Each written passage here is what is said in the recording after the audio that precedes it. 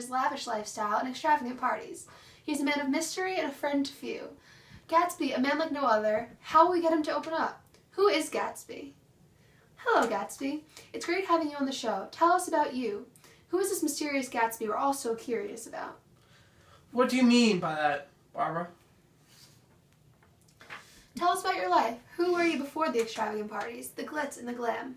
Well, Barbara, why would I just give that away? It's personal information. Why would I give it to the world?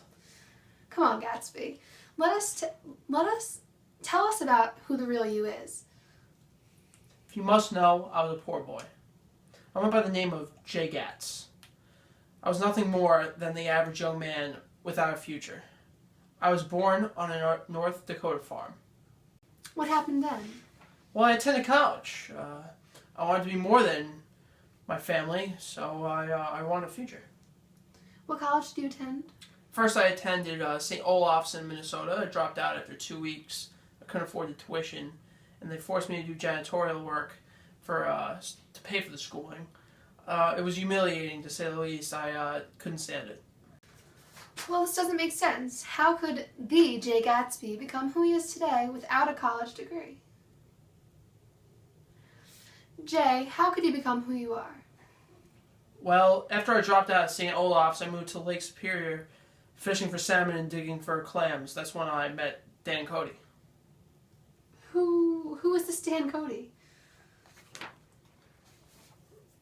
Well, I mean, he was nothing more, I suppose, than a wealthy copper mogul. He took me under his wing and gave me the name I go by today, Mr. J. Gatsby. That's when I became his personal assistant. I traveled with him everywhere. Gatsby as an assistant? This is unbelievable. Please continue. What happened next? It's quite simple. I fell in love with the wealth. I fell in love with the luxury.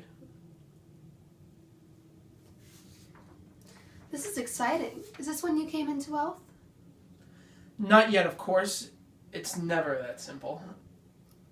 Cody was a drinker before, and I became rich. I realized this. I vowed to never be a drinker. What about the parties? You don't drink? Of course not. But that isn't the point. I'm not done with my story. When Cody died, it was devastating, but Cody loved me, too. He left me $25,000. It wasn't simple. His mistress forbade me from receiving it. This is the moment I dedicated my life to becoming wealthy. Wow, that's riveting. And there you have it. This is Jay Gatsby, the man who came from nothing. Not a mystery at all, and very interesting when he tells us about himself. Now, why doesn't Jay Gatsby have many friends? Why does no one know you? Who is the woman he has been seeing? Who is this Daisy girl you've been seeing? Well, it happened during the war. I met a beautiful young lady while on military leave, and ever since that moment, I couldn't stop thinking about her. How interesting. Are you two seeing each other? Not necessarily. Sadly, she is married with a kid, and it's tragic, actually. Married with a kid? This is getting interesting. Gatsby, would you consider yourself a homewrecker? Excuse me? Of course not. What Daisy and I have is more than they could ever. We were first loves. Please, tell us how you met. What was your relationship like? Daisy was a beautiful young girl from Louisville, Kentucky. Everyone loved her. All of the military officers were in love with her, but she only loved me. I was stationed at a base near her home. Very interesting. Now, how do you suppose you met her again this late in your life? After everything? And why did she marry Tom if you were so madly in love? Well, I met her before she met Tom. But I left home and she moved on to something more stable. I sent her a message when she was supposed to marry Tom. Gatsby messaging Daisy on her wedding day? What did the message say? Well, the message said a lot, but that's secret shared between me and Daisy. One thing I can share is that I know she reacted in hysteria. She was crying and in a drunk fit. I know she loved me even to that day. That's proof. But she couldn't leave him on the night of the wedding. And aside from that, why would she if she didn't believe that I would come back? Enough with explaining to us about that. How did you come back to her now? How did you find her? Well, it's kind of a funny story. I heard she lived in East Egg, and I knew the very house she lived in. Well, I decided I must live across from her. I must live across from that beautiful lady, and I must find out a way to see her again. That's truly the way I throw all of the biggest parties. I was hoping she would wander in. This is getting extremely intense. Gatsby following a lady to her house? Interesting. Did she ever happen to end up at your house? Well, not directly. I met her best friend, actually. I was asking people if they knew her coincidentally, and I ran into her best friend, Jordan Baker. This is fascinating. What did her best friend do about this situation? Well, she ended up remembering me after I refreshed her memory, and she actually introduced me to your last guest, Nick Carraway, who I became great friends with. That's how I saw Daisy again. Nick being the great friend he is, and had both of us over for tea. So who would you accredit to this meeting, Jordan or Nick? They were both of great help, and I couldn't thank them enough, truly. Was it awkward between you and Daisy at first?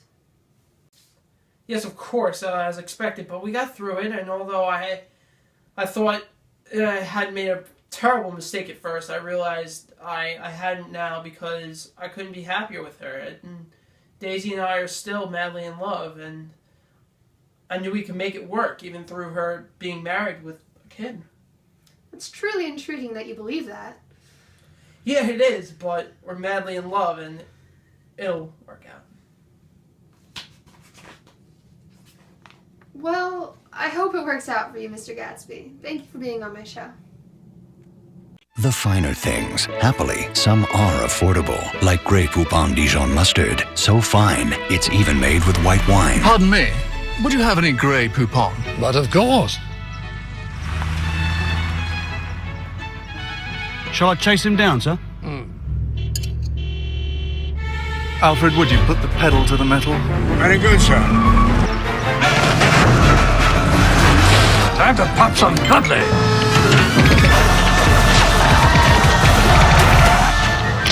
Present from my ex-wife. Caviar, sir. Yes. Caviar slick. Alfred!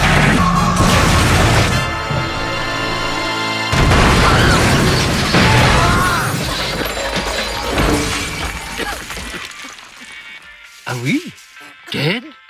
Please, sir. Pardon me. But of course.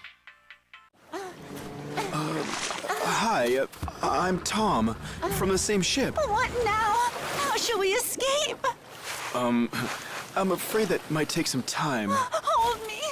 No Red Bull, no wings. Next is a young man who moved from the Midwest to West Egg this year who seems to be dominating the bond business. If you haven't figured out who this man is, you must be from anywhere but New York. Nick Carraway is the bond industry, to say the least. Nick Carraway is more than a bond seller, but a man with a hard-working passion for his business, and a very honest man, to say the least. Nick, tell us, are you worried about your family life changing because of the move east? Of course not. For instance, my father and I have always had a very reserved relationship. We've always communicated in a reserved way, and I know, through his advice, that he is proud of what I've decided to do. Nick sees himself in his father. He feels close to his father, even at a distance, in a very reserved way. You feel so close to your father, even at a distance. Can you tell us about your younger years? At a young age, my father gave me numerous pieces of advice. I've been thinking about it since my younger years, and I'd like to share it with this audience.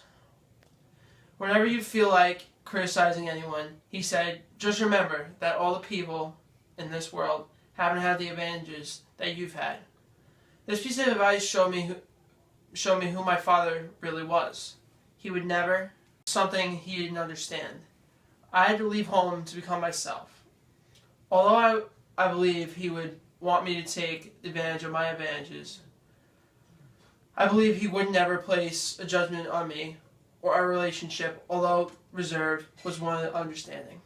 How did this lesson change you as a man? This lesson made me less judgmental. I really feel the need to hold back all of my judgments. This habit has made me inclined to meeting new people.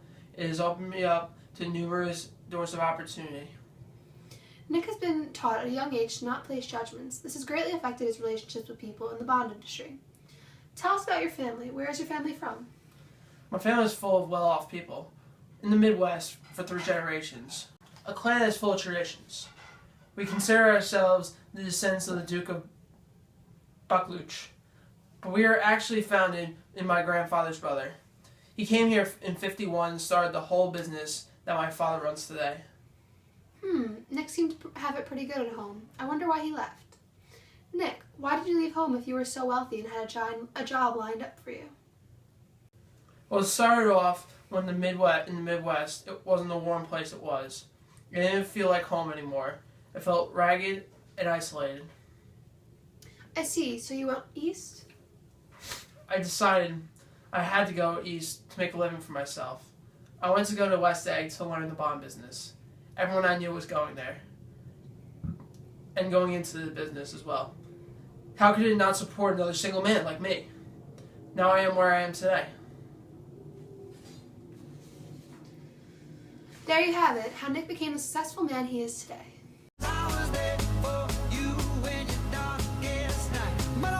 Feel so weightless, dancing in my spacesuit, hot dog, handstand, dorky, awkward dad dance, grab your nana and do the nay-nay, like a Jack Russell that's gone all cray-cray. Having a bad day, increase your gameplay, Just Dance challenge, we're down for shay-shay. Maroon 5's got you moving like a tan, blast Iggy or Katy Perry and start again.